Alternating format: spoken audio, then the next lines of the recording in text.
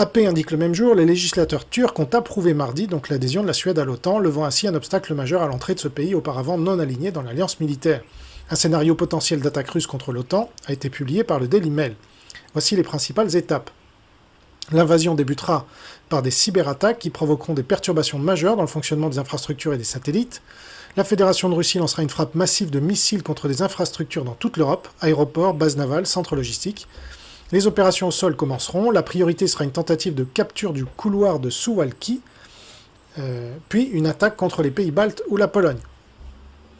La marine russe tentera de prendre le contrôle de l'Arctique et avec l'aide de missiles de l'Atlantique Nord. Après cela, Moscou fera une pause, entre guillemets, pour évaluer l'état de préparation de l'OTAN à défendre ses membres de l'Est. Telles sont les conclusions auxquelles sont parvenues des équipes d'anciens militaires et d'experts en sécurité du Daily Mail. La carte décrit une attaque russe contre l'Europe qui pourrait avoir lieu avant 2044. Mais bon, ça me paraît bien éloigné par rapport à la réalité de la menace. Le Télégraphe indique « Nous manquons de temps pour construire des défenses contre la Russie ». Avertissement du commandant en chef norvégien.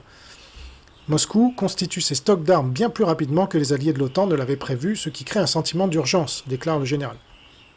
Et puis Igor Souchko tweet le même jour, Russie, Vladimir Osechkin, qui est un dissident russe réfugié en France, a eu vent d'un nouveau contrat pour les prisonniers qui partent faire la guerre en Ukraine. Auparavant, le fait de survivre 6 mois donnait droit à une grâce présidentielle et un retour en Russie. La durée est désormais de 2 ans. Et la libération est conditionnelle, de sorte que les condamnés survivants retourneront en prison. Le 24 janvier, l'Allemagne annonce qu'elle enverra pour la première fois des hélicoptères militaires à l'Ukraine. L'Ukraine recevra 6 hélicoptères polyvalents Sea King Mk-41 entre avril et juin de cette année.